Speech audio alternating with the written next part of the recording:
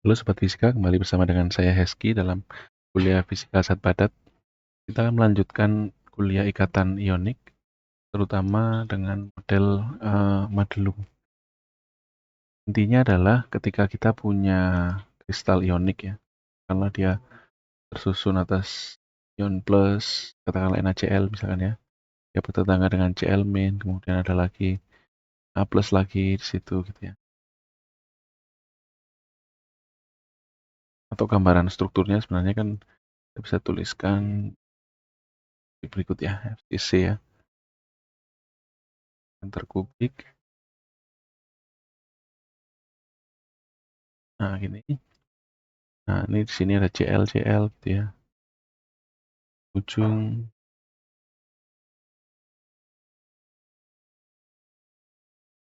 ini juga ada CL, ini juga ada CL gitu ya.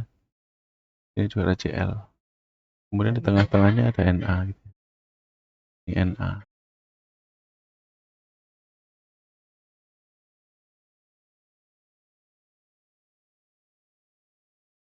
Ada juga CL di tengah sini ya. Ya, secara total bentuk base center kubik ya.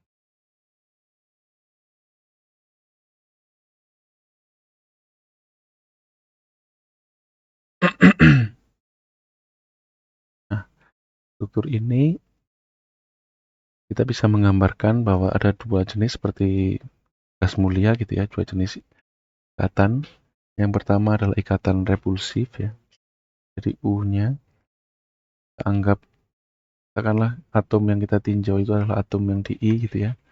Dan kita bisa menomori atom-atom yang lain, misalkan IC nomor 1, IC nomor 2, nomor 3, dan seterusnya. Kemudian ada juga NIC nomor katakanlah NIC nomor 5 dan seterusnya gitu ya. Nah, berarti potensial yang dirasakan atom di I gitu ya. Itu adalah jumlahan dari semua J, kita kasih jumlahan tanda prime gitu ya. Yang artinya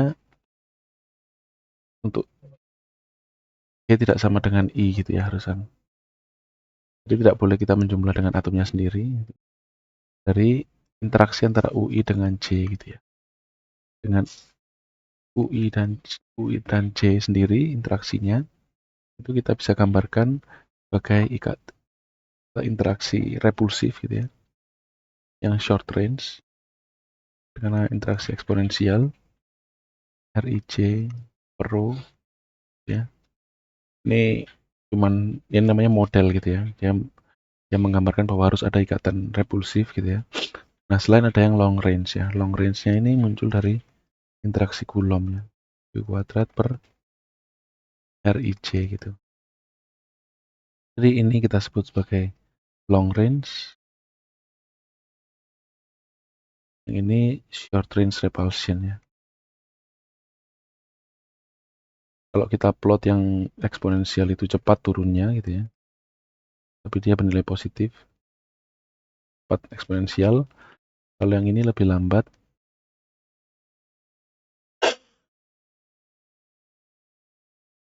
dan dia bersifat power law ya, per R, dan dia bisa bernilai positif ataupun negatif gitu ya. Gantung ionnya ini sekitarnya ketemu dengan ion yang plus gitu ya, plus dengan minus atau yang sama-sama minus gitu ya. Tuh. Nah, dari sini kita bisa pecah dari dua gitu ya. Jadi UIJ itu sama dengan lambda gitu ya. Oke, seperti biasa RIJ-nya nanti kita bisa tuliskan sebagai PIJ dikalikan R gitu ya. Seperti yang sebelumnya, PIJ ini adalah suatu angka pengali dari R. R itu adalah tetangga terdekat ya. Jadi konstanta tetangga terdekat. Nah, untuk kasus sebelumnya kita bisa lihat bahwa untuk FCC tetangga terdekat untuk dua atom ya. Nah, ini. Oke, ini ya, ini tetangga terdekatnya katakanlah ini gitu ya. Jadi, kalau di FCC satu atom ini dengan ini gitu ya. Dan kita bisa bilang aja ini tetangga terdekatnya sebesar ini R gitu ya. Maka R ini tidak lain adalah setengah dari A gitu ya. Oke. Ini lambda eksponensial minus R kita bagi dengan rho minus Q kuadrat per R, karena tetangga terdekatnya dalam ikatan ionik gitu ya, itu adalah antara Cl dengan Na gitu ya. Jadi ikatannya pasti tarik menarik ya. Jadi ada ikatan tarik menarik dan tolak menolak. Saya kehilangan kursor. Ini untuk tetangga terdekat ya. Ini untuk tetangga terdekat, dan juga ada yang bukan tetangga terdekat ya. Itu bernilai plus minus 1 per PIJ. Jadi yang sisanya hanya untuk yang long range gitu ya. Itu Q kuadrat per R gitu ya. Dengan asumsi rho-nya ini kira-kira atau bisa jadi lebih kecil ya, lebih kecil dari R gitu. Nah, maka U totalnya ya, kita bisa menuliskan U total. Kita tinggal jumlahkan semua kontribusi dari tetangga terdekat maupun yang bukan tetangga terdekat gitu ya. Itu katakanlah jumlah atom yang terlibat itu adalah N gitu ya. Dikalikan UI, ini adalah N, dikalikan ada jumlah tetangga terdekat, karena itu jumlahnya Z, dikalikan lambda ya, eksponensial minus R bagi rho. Nah, sekarang kita tinggal masalah menjumlahkan ini ya. Jumlahkan ini. Ini kita anggap aja jumlahnya semua dari sepanjang IJ gitu ya. Itu kita sebut sebagai alfa kali Q kuadrat per R gitu ya. Oke, ini adalah energi total ionik. Nah, tapi kita belum mendefinisikan konstanta Madelung yang namanya alfa itu. Alfa sendiri adalah jumlahan dari semua tetangga terdekat gitu ya. Tidak terkecuali atom di I, itu nilainya plus minus ya. Kalau di Beetle tidak ada plus minus 1, tapi ini sebenarnya plus minus 1 dibagi PIJ gitu ya. Nah, plus untuk atomnya yang sejenis dan minus untuk atom yang berlawanan jenis gitu ya. Oke, nah untuk konstanta Madelung itu sebenarnya perlu dihitung gitu ya. Tapi kita bisa menganggap contoh yang sederhana, misalkan atom rantai ionik ya, rantai ionik satu dimensi gitu ya. Ini yang paling sederhana dulu, katakanlah ada rantai ionik plus gitu ya, minus, plus, minus, plus, minus gini ya, dengan jarak R gitu ya. Oke, kita ambil yang tengah sini gitu ya. Ini kita melihat ada dua tetangga di kanan dan kiri gitu ya, yang jaraknya sama-sama R, maka alfa ya, kita bisa menghitung alfa, itu tadi kan sama dengan jumlahan dari J tetangganya gitu ya, yang selain I, itu plus minus 1 bagi PIJ gitu ya. Nah, ini kalau kita bisa expand itu dia sebenarnya kan adalah di awalnya itu 1 per R atau per 1 gitu ya. Per 1. Kalau lebih gampang kita tulis saja alfa per R gitu ya. Jadi ini adalah 1 per R. Kanan dan kiri itu nilainya minus gitu ya. Dan kemudian ada dua atom selalu berpasangan plus-plus gini. Di berikutnya dia ketemu minus dengan minus gitu ya. Dengan jarak 2R. Sorry, ini minus 2 ya. 2 per R gitu ya. Terus berikutnya lagi jaraknya ini 3 minus lagi 3 per R. dan seterusnya gitu ya. Gitu. Oh sorry, saya salah nulis nih. Ini 2 di sini ya. Ini 3. Karena jaraknya 2 kali ya. Oke. Nah, artinya kita sebenarnya perlu menjumlahkan alfa itu sendiri adalah kalau dari rantai satu dimensi kita perlu menjumlahkan uh,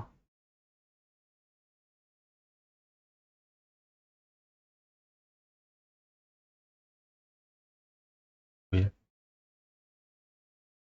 Oke, sorry. Jadi tadi definisinya agak terbalik ya. Tadi kita sudah memaksa bahwa alfa ini harus negatif ya. Artinya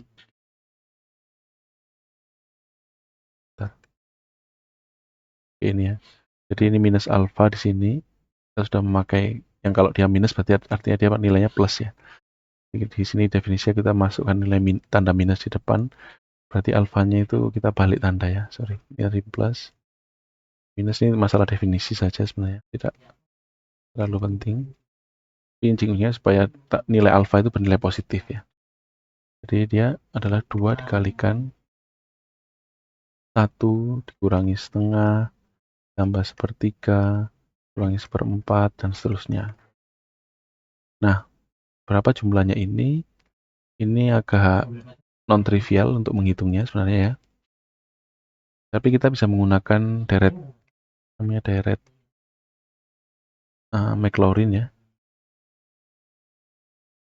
Itu deret Taylor di X, didekati di sekitar 0. Kita punya yang namanya definisi ln 1 plus X ya.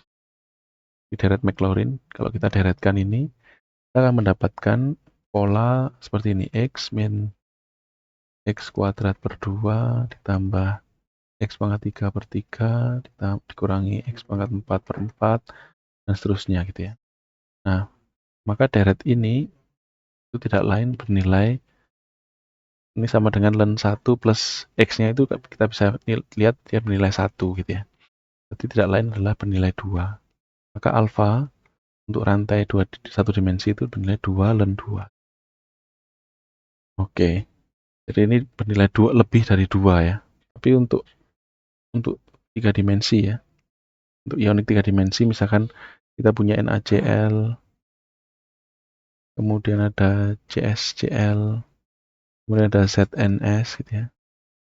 Nilai alfanya itu ada di kisaran 1,74 ya, 1,75 katakannya. Kemudian ini 1,76, yang ini 1,63 gitu ya. Yang artinya nilai alfa itu menjadi lebih kecil ya dibandingkan rantai atom satu dimensi, dan itu wajar karena ada banyak derajat kebebasan ke atas, ke bawah, kiri, dan kanan gitu ya. Oke, sampai di sini dulu. Kita sudah membahas tentang konstanta Madelung. Oh ya, dan juga kalau mau mencari kestabilan kristal, gampang saja ya, tinggal persamaan U total ini tadi. Kalian ambil turunannya, DU per DR gitu ya. Kalian set sama dengan 0, dengan memaksa ini berarti itu solusi dari R-nya itu adalah R0 gitu ya. Kemudian kalian cari lagi berapakah U total kalau dia pada posisi R0 gitu ya. Nah, kalau kita ambil turunannya, turunan ini itu menghasilkan minus N ya, Z lambda per rho eksponensial minus R per rho gitu ya. Dan plus N alpha Q kuadrat per R kuadrat ya. Di sini kita set dia sama dengan 0. Kita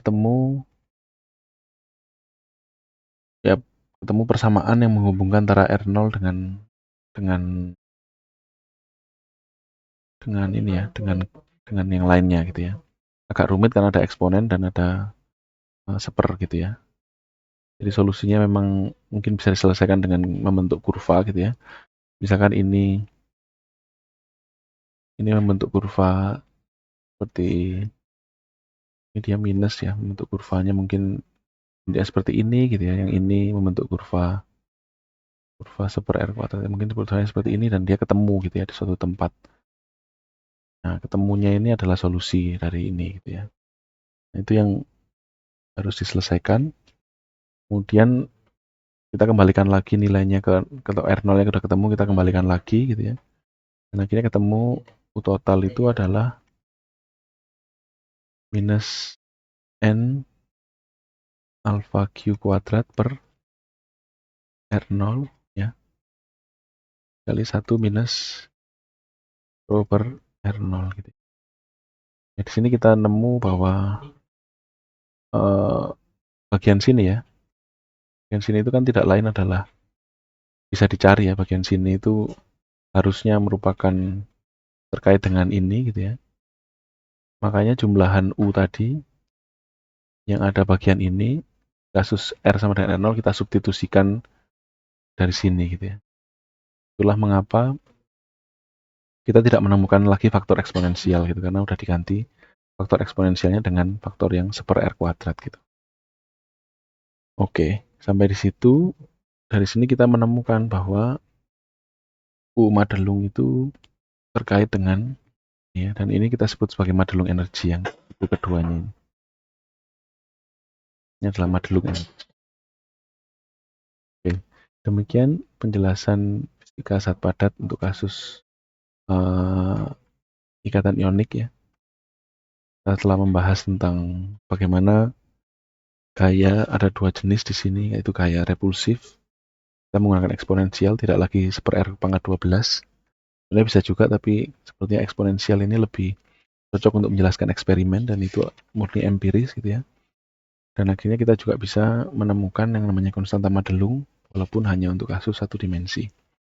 Terima kasih atas perhatiannya. Jangan lupa like, subscribe, dan share.